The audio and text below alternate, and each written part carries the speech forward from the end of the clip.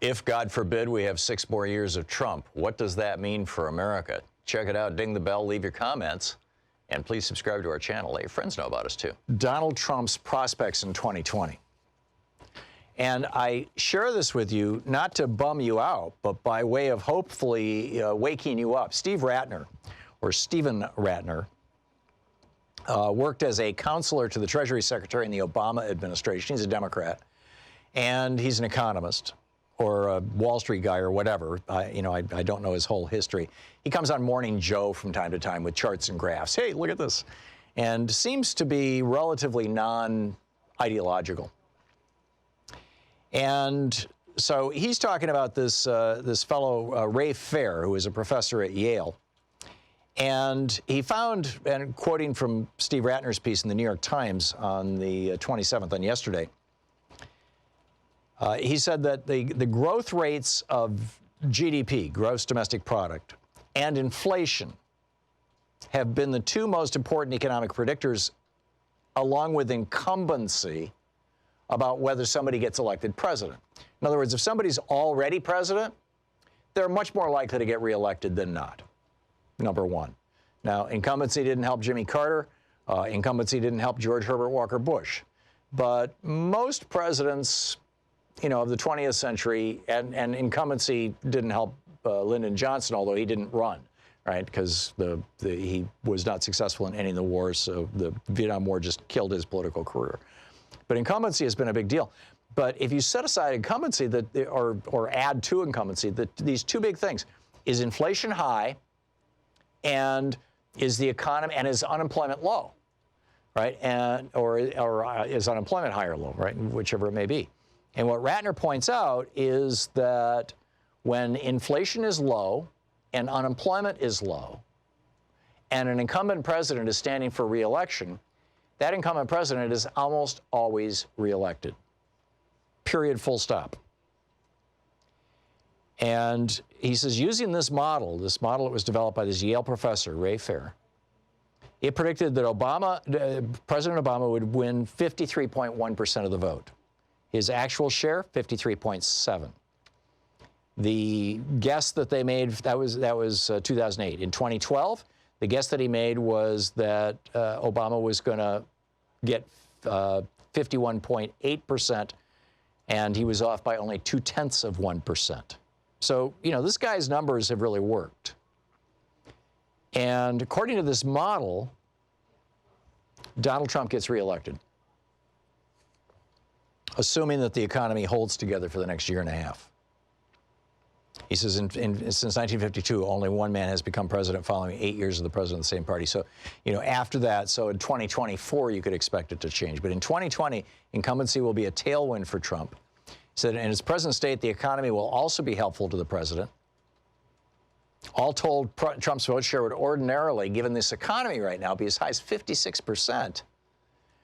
But when you factor in his personality, how many people hate him, particularly women, it still may be enough to get him elected.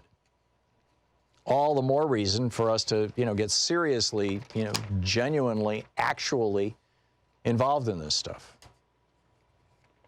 So we'll see where this goes. The European elections, we just discussed that. Okay, let me just bring up some of my Twitter commentaries. According to Ray Higgins, according to all the facts, Obama has way more to do with job creation and the positive economy than Trump, but don't let that keep you from re-electing someone against your best interests. Exactly right. And in fact, Ray Higgins, if you check my Twitter feed right now, he tweeted the graph, the chart, right? 94 months of continuous U.S. job growth. And you're absolutely right. I mean, this is what happened when Obama put the economy back together after George W. Bush ruined it. And, it's just continuing. Brian says Donald Trump is more like Caligula than Caesar. Oh, they're talking about my article. And same could be said for both sides. On voters, the media focuses solely on flipping Twitter voters and ignores the 100 million eligible voters who didn't vote in 2016. That's a really great point. So Anyway, here's a few others here. I'm giving Trump a 50-50. This is on Facebook, 100 per Dito. I'm giving Trump a 50-50 chance of getting reelected. We'd rather not see it, but I think it's 50-50. You know, I think you're right. And I think it can go either way right now. And there's a lot of you know, kind of gnashing of teeth and wringing of hands about, oh, gee, well, if we get somebody, you know, a lefty like Elizabeth Warren or Bernie Sanders, then, you know, the Republicans will make it all about socialism and we're going to lose.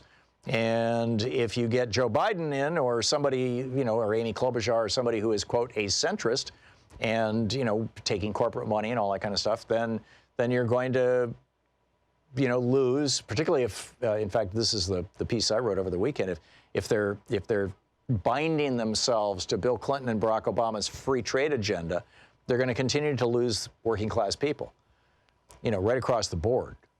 And, you know, because Trump is going to make this election, mark my words, Donald Trump is going to make this election, the 2020 election, about basically two things. Now, you know, depending on who the Democratic nominee is, there will be a third or fourth thing added in there. You know, like I said, if it's you know, Bernie or Warren, he's going to make it about, quote, socialism. If it's Joe Biden or one of the more, quote, middle-of-the-road candidates, he's going to make it about their past, you know, whatever it may be. But I think that the two big issues that he's going to be campaigning on are immigration and trade.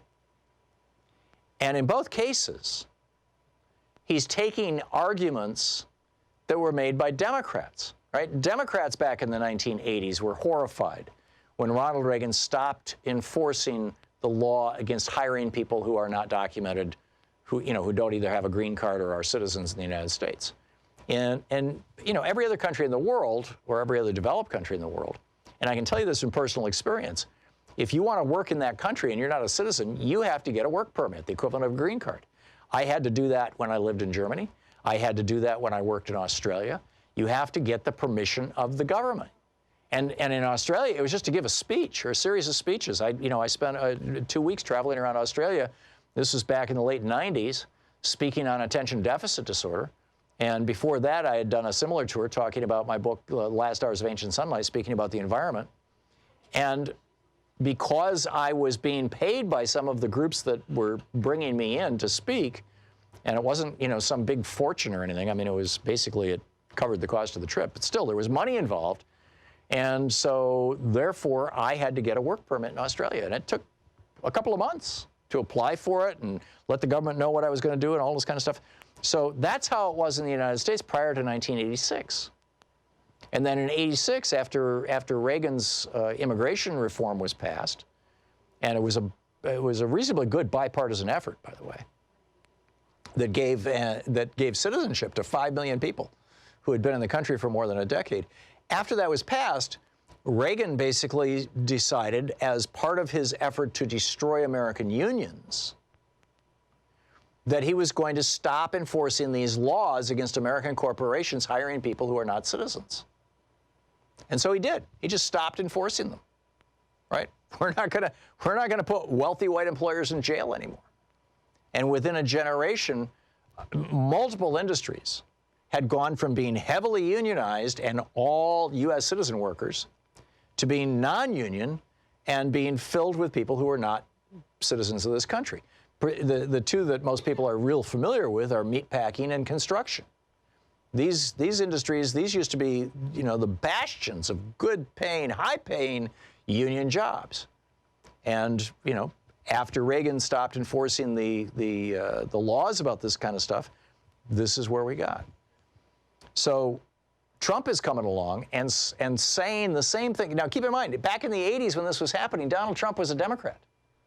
And these were the positions of the Democratic Party. Reagan shouldn't be doing this on immigration.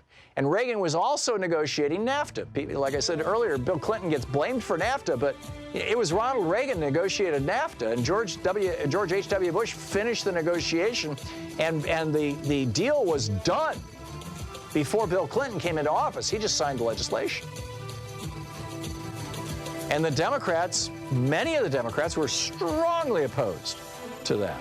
So these are the two things Trump is going to campaign on, and he's taking old Democratic positions, which scares me.